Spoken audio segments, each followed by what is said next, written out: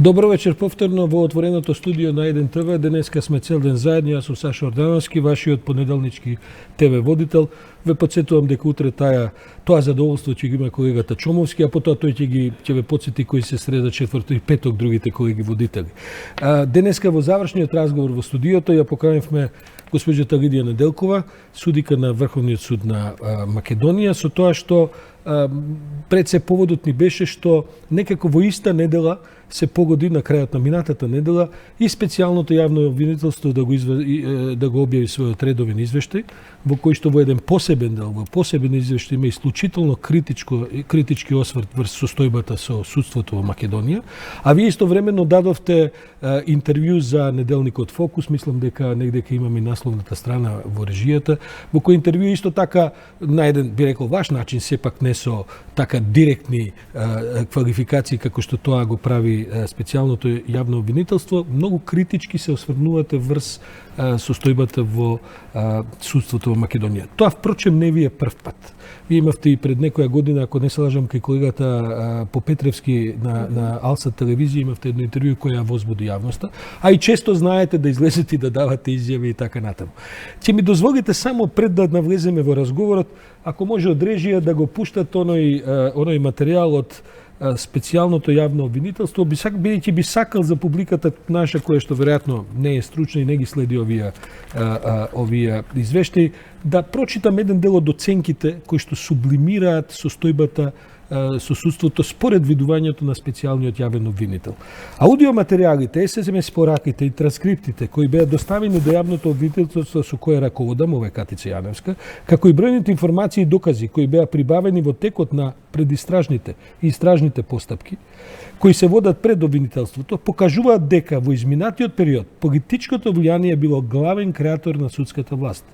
Нелегитимното договарање меѓу носители на високи функции на извршната и судската власт при изборот на судии кои се вршил надвор од законските процедури, повреда на одредбите за инкомпатибилност на судската функција со вршење на друга јавна функција, работа или дејност, директното мешање во вршење на судската функција, запознавање на неповикана лица со информации од кои судиите доаѓале при вршење на судската функција, се само дел од начините со кои се вршило подкопување на темелните вредности на уставниот поредок на Република Македонија за владење на правото и за поделбата на власта на законодавна, извршна и судска.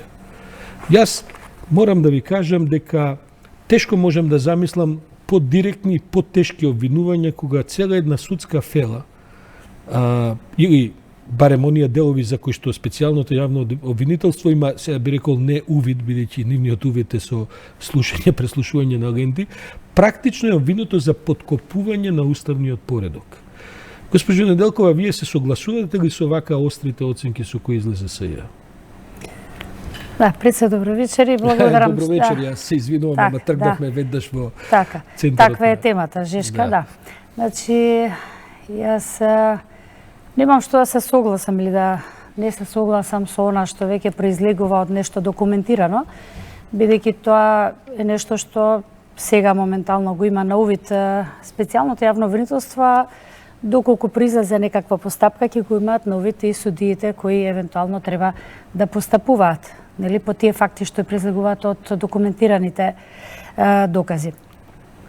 Значи, јас можеби остро ќе звучи, ама веќе повеќе години, еве да кажам од 2015 па до денеска, апелирам на тоа да надлежните уставни државни органи ја преземат акцијата за тоа да го расчистат сето ова што се случува во судството, кое можеби не беше вака, нели посочено, меѓутоа еве добивме шанса и да ни ги дадат аргументите на маса.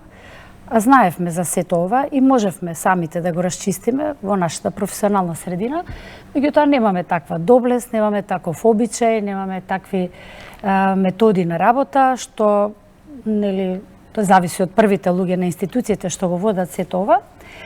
И јас само можам една ваква констатација, многу е остра, меѓутоа ќе кажам дека еве сега сме во фаза на разголено судство, значи едноставно да се види се, да се види што има се. да се види. Морам да ве потсетам на една ваша изјава 2015 година дека кој посочија за тие тешки оценки, вие рековте дека некои тие оценки се, ако не залажем, се паушални и непроверени. Во тоа време бевте председател на Врховниот суд. Так. Морам да ве прашам, нема ли кај вас една трансформација исто така и на вашите ставови? Еве ќе тргнеме од тоа што вие се уште сте во процес на некакви судски спорови, бидејќи како што знае јавноста, председателот на Врховниот суд господинот Вангелов против вас поднесе кривични пријави до обвинителството. Нас не мрзеше, денеска се јавивме до јавното обвинителство да видиме до каде е случајот. И нас ни кажаа дека јавното обвинителство ги отфрлило пријавите на господинот Вангелов, па сега цитирам од нивното соопштение, јавниот обвинител оцени дека пријавениот настан не содржи елементи на кривичните дела злоупотреба на службена положба и овластување од член 353 став 1 и на фалсификување на службена исправа, тоа се тие членови по кои што ве пријавил господинот Вангелов, ниту пак елементи на кое било друго кривично дело за кое гонењето се презема по службена должност. По однос на останатите прашања, јавното обвинителство на Република Македонија заради обезбедување на тајноста на постапките и заштитата на принципот на пресумпција на невиност не е во можност за ниту едно друго лице да открива дали во определен момент против него се водат постапки. Знаевте ли за оваа одлука на јавното обвинителство? Бидејќи мислам дека пред некој ден ја донесена. Да. Информирана сте? Знаев, информирана, бидејќи мојот бранител, еве да го кажам, дури јас дојдов во состојба да бидам осомничена, да имам адвокат и бранител, да ги брани моите права. И мојата презумпција на невиност, да, се интересираше, доби писмено известие за тоа дека, и тоа беше очекувано, се разбира, бидејќи во самиот старт сегашниот и актуелниот председател на Врховен суд знаеше дека ова се што го пријавува не е така, како што он го пријавува, дека, знаете, како да кажам, за него можеби најсоодветно е да се каже дека он има своји факти. Тие се викаат алтернативни факти. Ете така. Значи, он си има алтернативни факти, он си ги изложува онака, ја убедува јавноста и кога одеднаш ќе дојде до сознание дека не може да ја убеди, и тогаш нема ни да се повлече, не е ни битно. Нашата јавност се интересира повеќе околу тоа кој за кого повеќе ќе каже лоши зборови. Значи, ние сме на теренот не на факти, не на вистина, сме на теренот на тоа кој кого повеќе ќе убеди со некаква умешност. Мислам дека во позадината вашиот судир со господинот Вангеловски, кој што трае повеќе години, се наоѓа ли некаква и политичка агенда?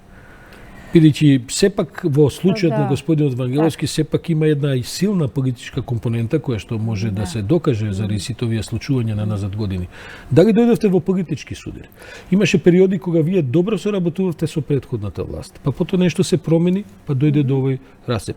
Бидејќи необично е кога председател на Врховен суд тужи свој колега практично за кривични дела, прилично сериозни кривични дела. Да, за кои знае впрочем дека и не постои. За кои можеби знаел дека не можеби, он секако знае бидејќи учествувал во сетата активност во која он ја пријавува дека е кривично дело. Секако тоа дополнително ќе треба изгледа посебна емисија да направиме вие или некој друг за тоа како се одвиваат работите внатрешно во судството, бидејќи тоа никогаш не може да го знае никој од надвор. Меѓутоа, вака, значи, постојано ми се поставува тоа прашање околу тоа јас добро соработував со ова власор. Значи, јас со никого не сум соработувала добро или лошо.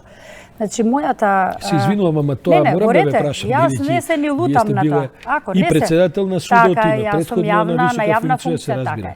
Значи, моите заложби, еве, одма ќе кажам, еве, да не идам поднатамо, од 2015-та.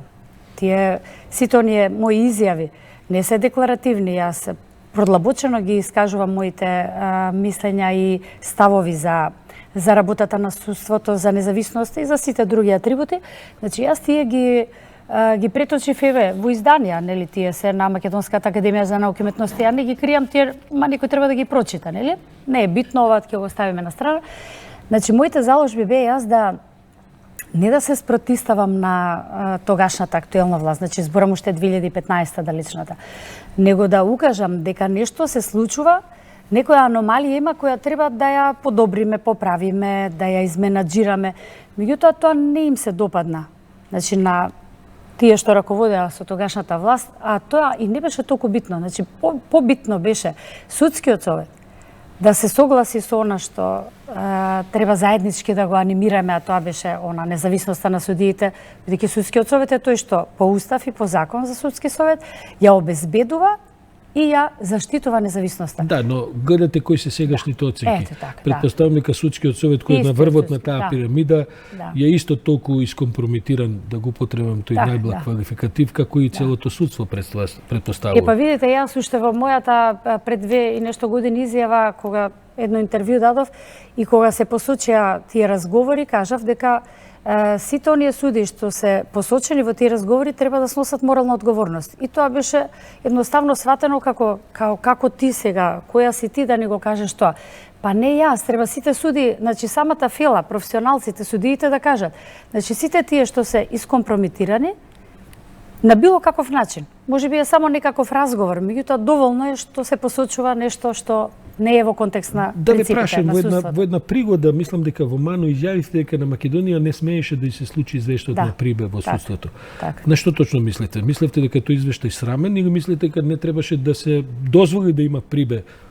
Дали тоа значи дека судството требаше самото да произведе извештај? Токму тоа. Токму тоа, ние сите го знаевме, она што се случува, што Прибе веќе на крај на хартија ни го напише и ни рече, па луѓе, пошто вие не сте способни, самите тоа да го изменаџирате, еве јас ќе ви напишам и сега вие ќе мора да постапувате по она што е напишано во извештајот. И ние сега сакали или не ќе постапуваме. Во Јас тој еве не извештај знам, Прибе да. меѓу другото ќе поминеме Да, и да, тие работи. да. Прибе меѓу другото да речеме критикува и за честите притвори кои се досудуваа. Вие бевте начело на кривичниот суд кога се Така. делеа многу притвори. Така. Таа пракса сега полека се напушта. Мислите дека е тоа добро? Имате некаква самокритичка, да кажем, вртење кон минатото или Па еве вака одма ќе ви кажам, и сега ако ги разгледате постапките во кривичниот суд што ги води Јавното обвинителство за борба против организиран криминал и корупција, најчесто се определуваат притвори во тие предмети затоа што тоа се таков тип на предмети.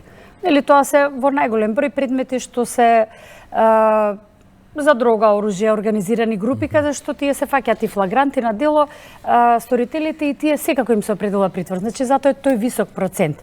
Меѓутоа, некој требаше да направи еден конкретен извештај за какви кривични дела се определува притворот, а за какви не се определува. сепак сведочевме на една пракса која траеше со години, кога и Така е. очигледно политички инспирирани дела добиваа притвор масовен. Практично мислам дека немаше одбивање на судиите кои ќе се побараше притвор. Видете, јас како председател на судот... Дали сте разговарале на таа тема со секако. колегите? Па секако сум разговарала. Што бил вашиот став? Мојот Повеќе став беше притвор дека или помалку не, притвор? дека притвор се определува само ако постојат навистина тие основи кои треба по законот да постојат. Вие не можете да го притворите некого без разлика што е тоа во една група, на пример, еве, предпоставам ме прашувате за еден телевизија На пример, групата, да, да, се- верувам, вие сте новинари, тоа Така е, повеќе ви меѓу интересира. другото, да. Меѓу другото и тоа.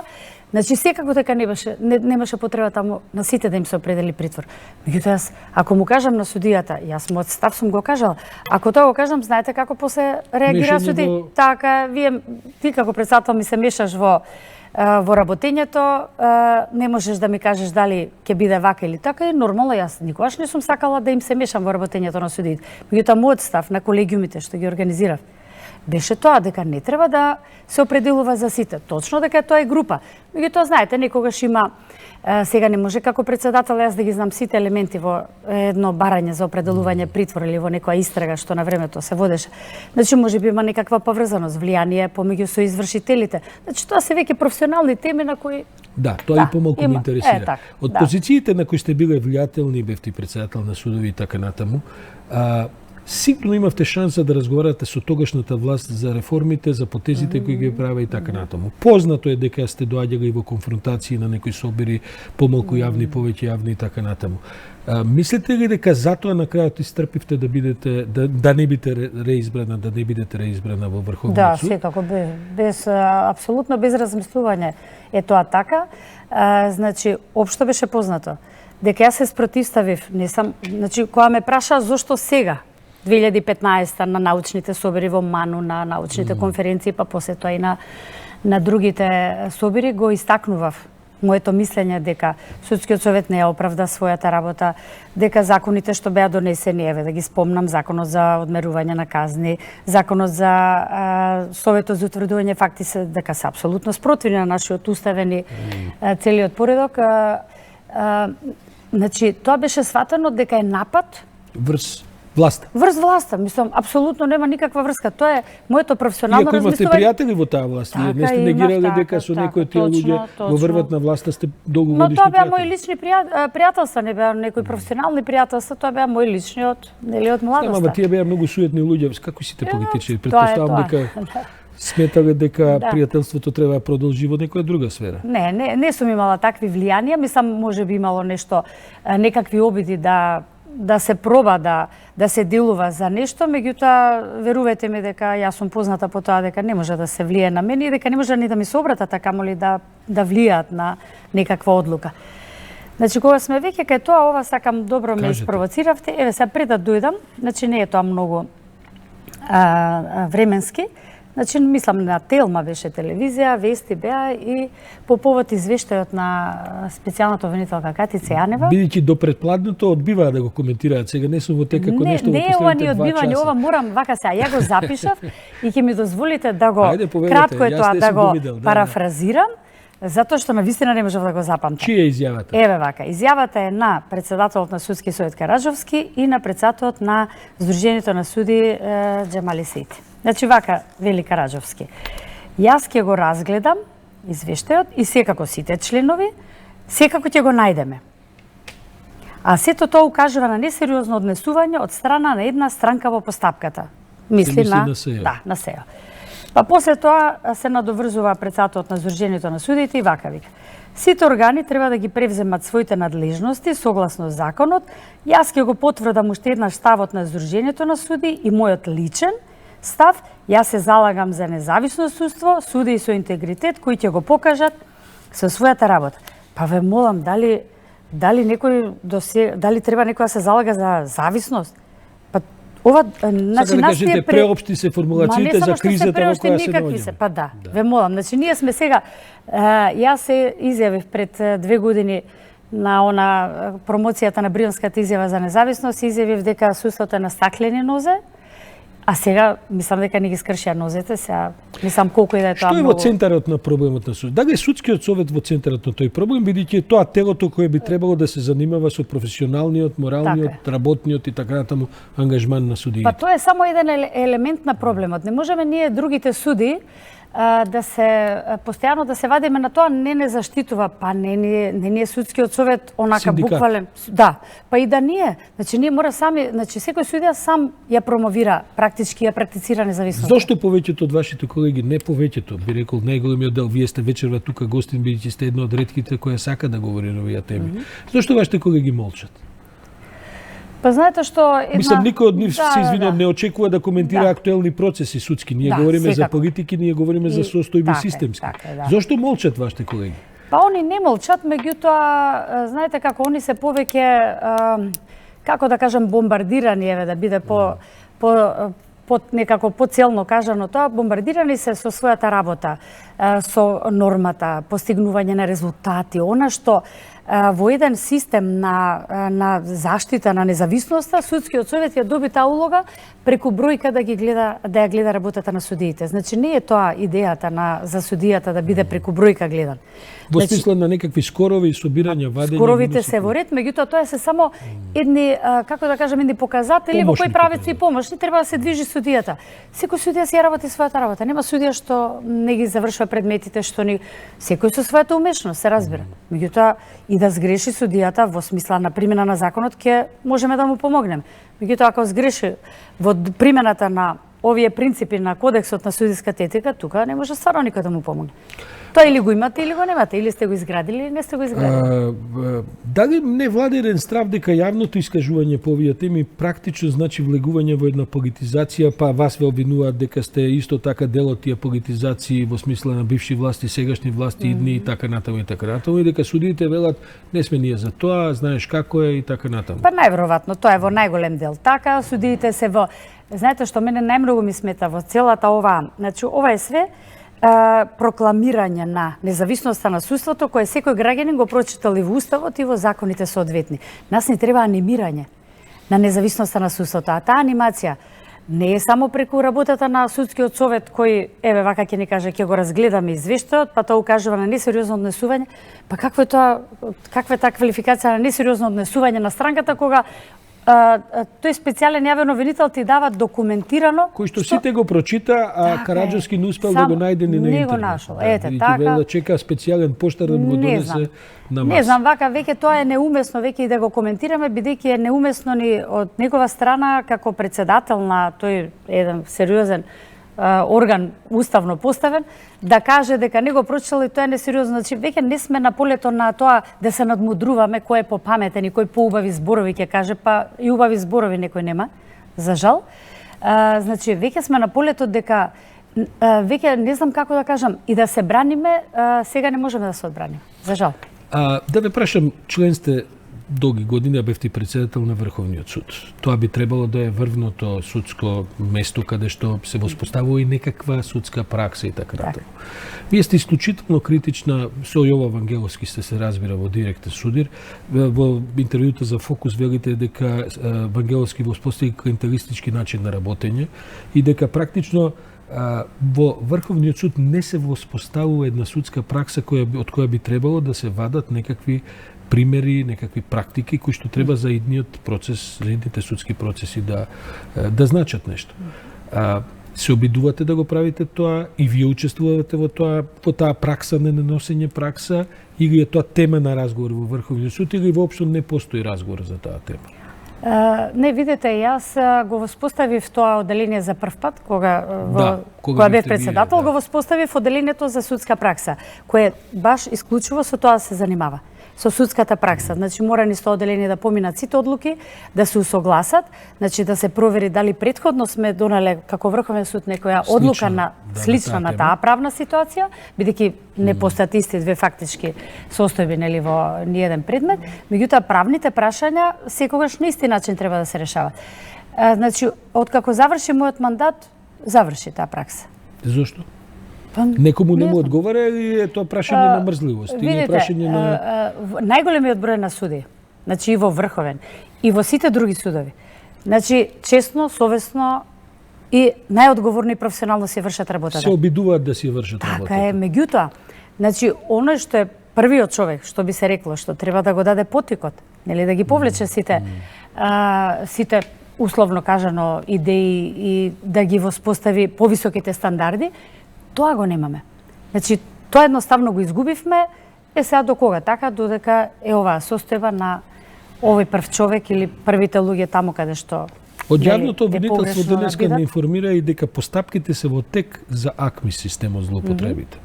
Јас во една претходен разговор веќе реков дека со оваа брзина со која што го тераат процесот, можеби за едно 3-4 години ќе успеат некаков заклучок да донесат. Кој е вашиот впечаток за тоа како, бидејќи знаете како се промени работите, сите бевме ние од оваа страна на јавноста, значи не можеби во судски, бевме исклучително критички кон расположени кон Зврлевски и неговите практики, неговиот однос со власта и така натаму, но сега не гледаме некаква добро, се поднесу одредени предмети, се тераат некакви обвинителни акти, но се уште гледаме една инертност, една спорост, една чекате во процес сме на истрага, предистрага и така натаму за работи кои што се клучни. Со овие описи на состојбата во судството, јавното обвинителство не треба ни час да часи повеќе за да истера некој. Како тоа ни се случува? Како е тоа возможно? Да не може да се воспостави еден извештај како е употребуван акви системот? Па еве вака за една илустрација и компарација во исто време ќе ви дадам пример со мојата кривична пријава. Значи мојата кривична пријава актуелниот председател на Врховен ја поднесе во јануар месец, а во август месец после годишните одмори, после 15 август се донесе одлука дека кривичната се отфрла. Значи колку време? 8 месеци, 9 му требаше на јавното обвинителство за едно писмо да види дека нема ни кривично правна содржина, а камоли да и можеби е добро што еве истражуваше, па дадоа изјави тие што требаше да дадат изјави, па кажаа што требаше да кажат, можеби е добро од еден аспект, меѓутоа за мене лично не е добро. Сега, ако за ова едно писмо кој апсолутно не беше не смееше да биде ни предмет на разгледување, камоли на некакво истражување. Тоа е вашиот став. Така, не. Па видите, не може јас ако сум судија, јас и ја разбирам и обвинителската работа. Обвинителот не може толку судиската работа да разбира. Зошто се замислите што е заклучот. Што е тоа? Резултат на политиканство или резултат на толку капацитет? Не, и најверојатно они сакаат све да проверат, па да бидат сигурни. па да не нешто добро, ние некој сите им тоа го забележи. подразбираме дека треба да проверат и Ете, да тоа е, цигури. да, Не ама- разбираме 8 месеци тоа да трае. Ете така. Па замислите ако тоа траеше за едно писмо 8 месеци, колку ли ќе трае ова така да речена предистрага или како и да ја завеле за АКМИ системот. Бидејќи тука имате две состојби. Или е исклучен АКМИСот и не е употребен, значи воопшто не бил вклучен АКМИ системот како што треба да биде вклучен за распрелан предметите, или се правеле распореди за работа на судиите, каде што треба некој судија да се тргне и да не добие одреден вид на предмети. Тоа е многу едноставно, два начина се на Во вашето злоупотреба на време АКМИ. работеше ли АКМИ системот? Како функционираше тогаш? Работеше со тоа што морам да кажам. Да, секако, дека од 2011 се воспостави и еден закон за движење на предметите. Да, така, на предметите.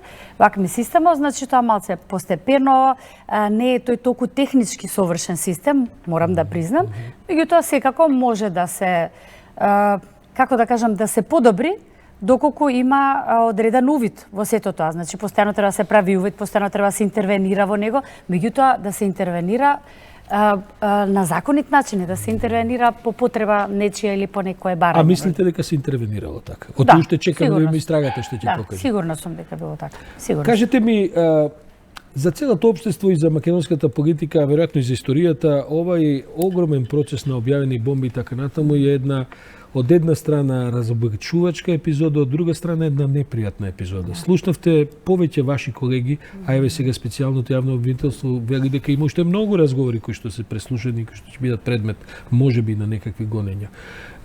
Претпоставам дека сите тие колешки колеги што ги слушнавте, некој од нив, мислам дека и околу вашите, вие доека бевте во Кривичен, мислам дека едно од колешките беше таму и така натаму. Што значи тоа за вас како искусен долгогодишен судија?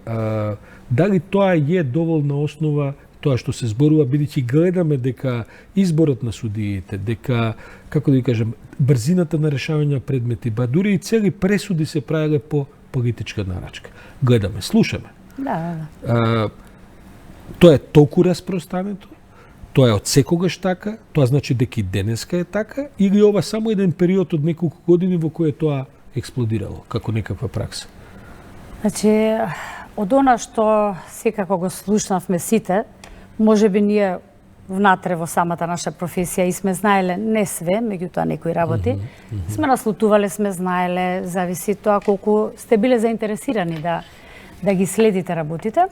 Значи, секако дека ми е непријатно и не дозволувам, значи ова да остане несанкционирано. Значи, не само јас, значи по најголемиот број на суди, честно, совесно, професионално си ја вршат работата. И за мене, без разлика на законските ограничувања за роковите на поведување на постапка, значи моралната одговорност, етичката одговорност, не сме да има рокови. Значи, што сега ќе заборавиме одговорноста? Дали знаевте за црните тефтерчиња на Гордана Јанкуловска пред тие да се објават? И па добро, сега сите слушавме за тоа, дека, нели? Бидејќи се испоставува дека не се бирал суди или обвинител без завршен разговор кај шефот на тајната служба. Знаевте ли за таа пракса вие? Ви кажували колегите? Да, слушавме, да. Слушавме, меѓутоа, најверојатно секој треба да се, како да кажам, да даде отпор на таквата пракса, нели? Да не биде така.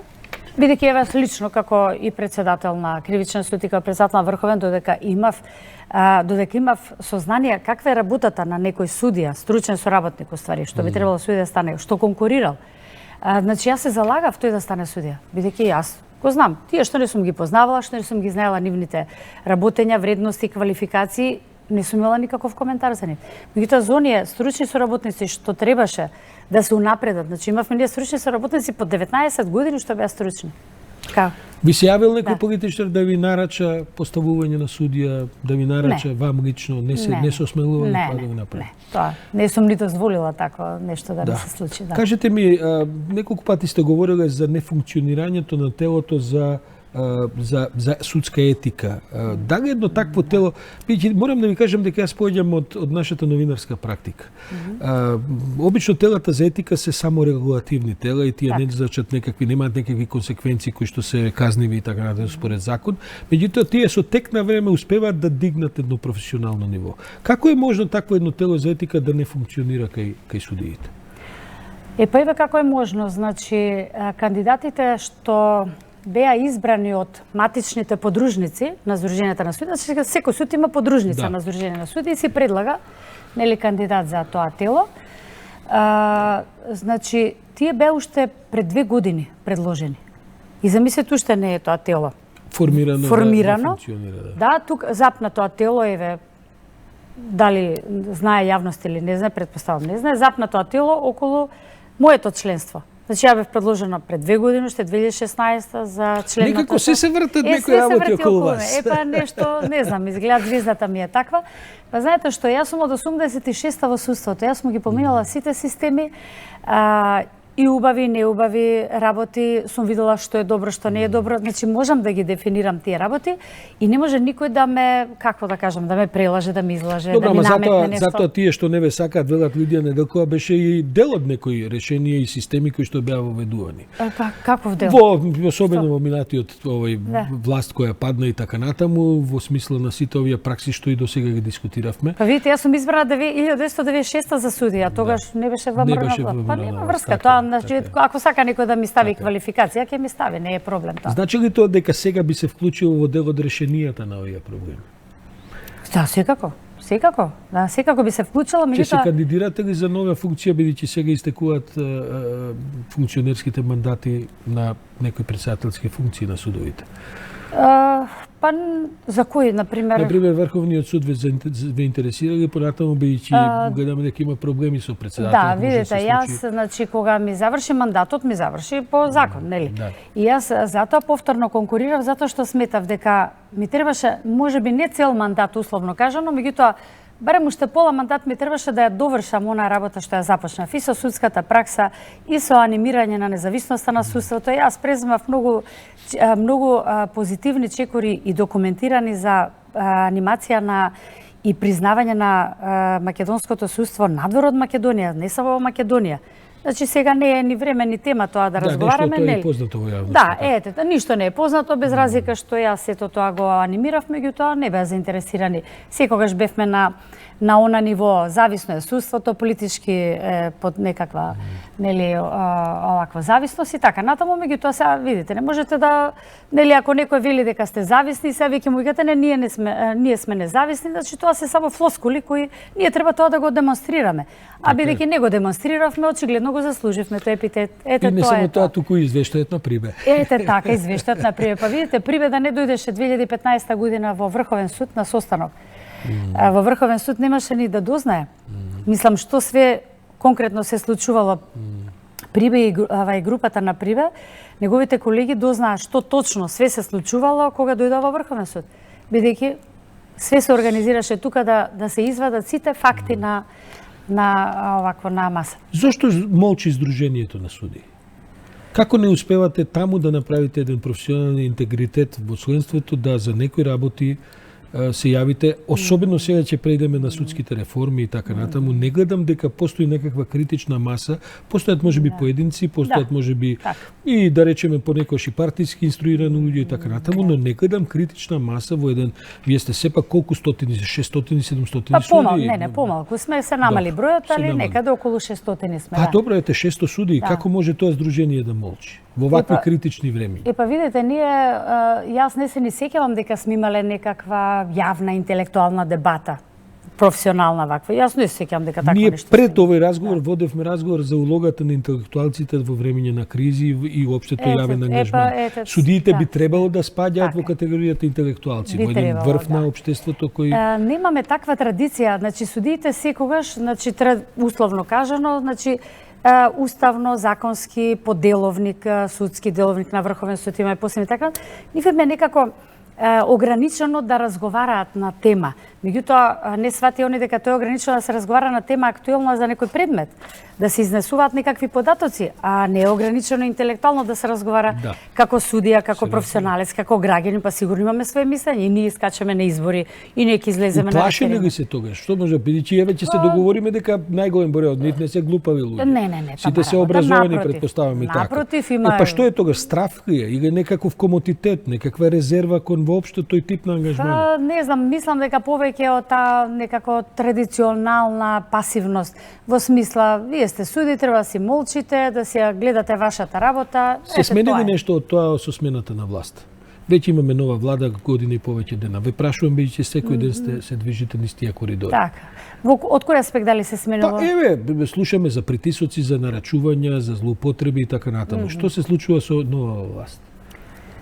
Па вака некако, бидејќи многу работи одеднаш се случуваат и не се некако, не видовме конкретни работи околу судските реформи, може би очигледно актуелната власт смета дека не е време да ги исплива на површина, меѓутоа веќе сериозно доцниме.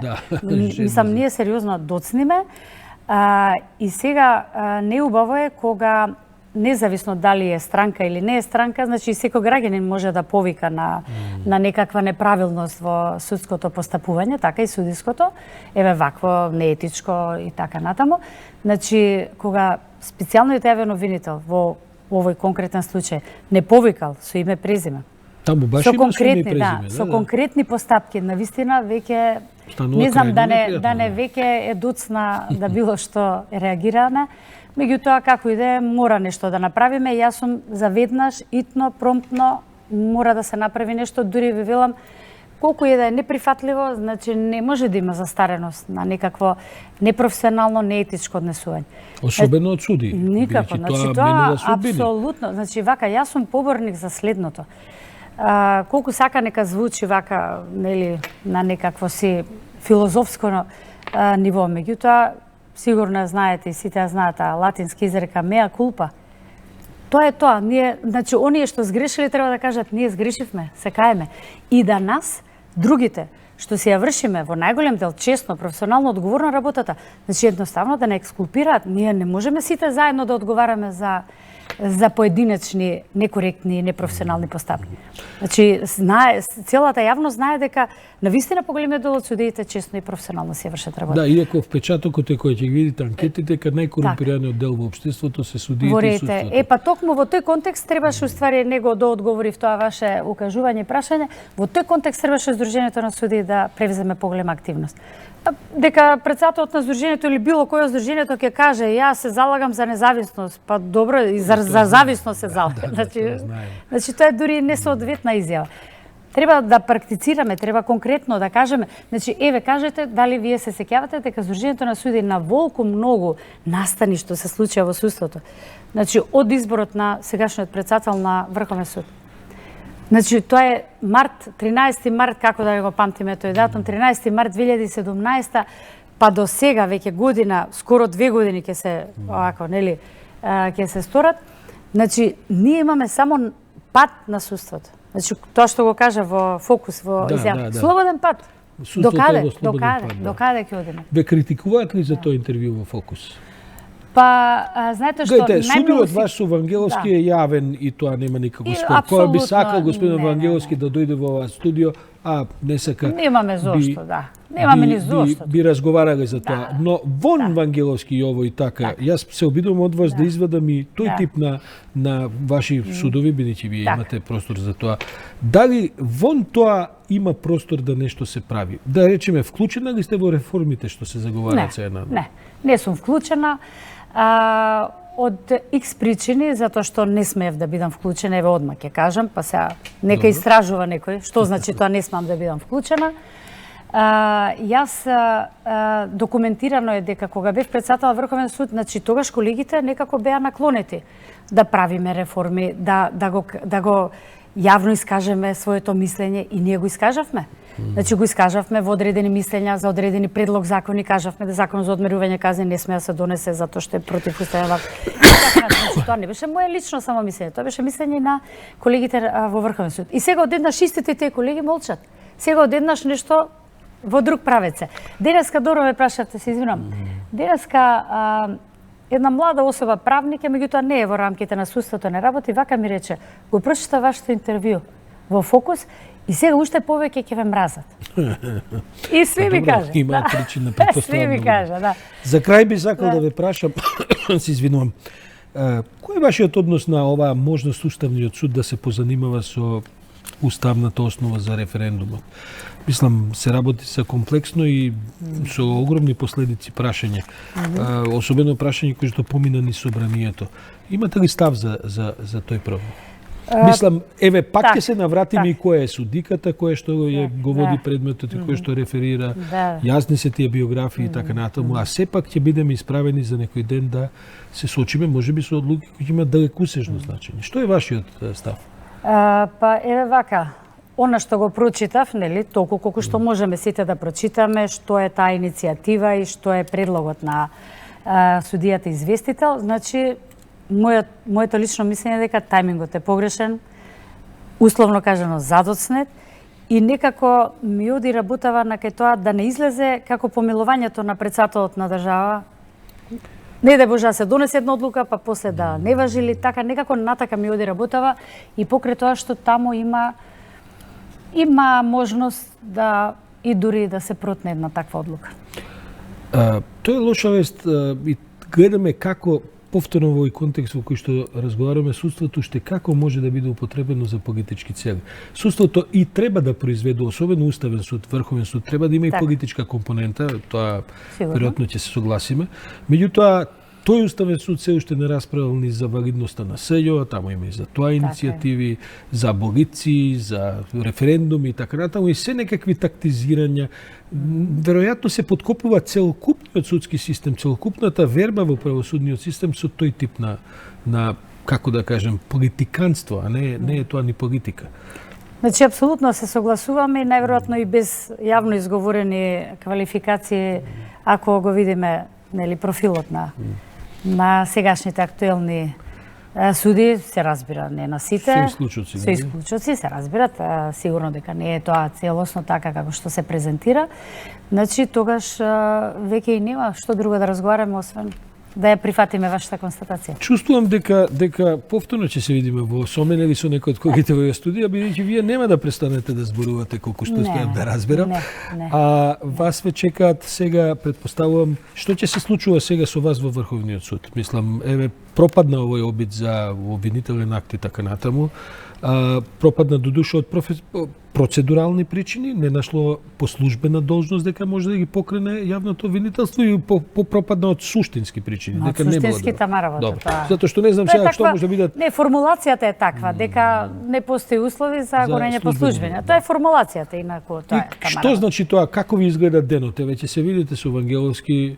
Па не сте вие не единствените кои што меѓу себе се тужат. Мислам дека таму, нели, како што знаеме, има и разноразни други кои што поднесуваат и така. Како изгледа таа дневна ваша комуникација во тој суд? Па ево, одма да кажам дека најверојатно некоја виша сила ме чува, па јас од неговиот избор па до денеска, односно откако ме тргна од кривичниот оддел поради, нели, вие се работите граѓански спорови. Така, граѓански сега ќе учам и граѓанска материја, не е проблем и тоа ќе го научам, значи не е добро за граѓаните и за правдата, нели? Меѓутоа, како и да е, значи, некоја сила ми помогна да не се сретнеме. Еве, не сме се сретнале. Не сте се сретнале физички? Не сме се сретнале, освен на тие општи седници, каде што не мораме ни да се погледнеме, ни да размениме поглед, а камоли мисла или збор. Меѓутоа, секако дека не е убаво за општата професионална заедница да председател на еден суд, значи, личните своји фрустрации ги еве на овој начин ги лечи, ги, како да кажам, не знам друга квалификација освен таа. Така да, значи, јас немам намера да се занимавам со, нели, меѓусебни кривични пријави, меѓутоа тоа веќе се воспостави од бившиот председател на кривичниот суд, па сега јас кажав. Значи, тој председател го нема, му заврши мандатот Панчевски, еве сега имаме еден Панчевски у Врховен суд и тоа е тоа.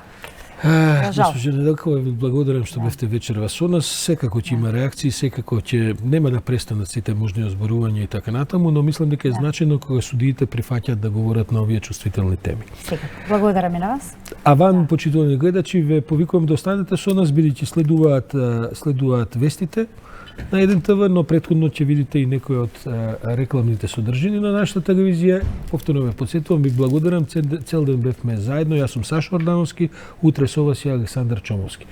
Пријатно и останете на понатамошната програма на 1ТВ.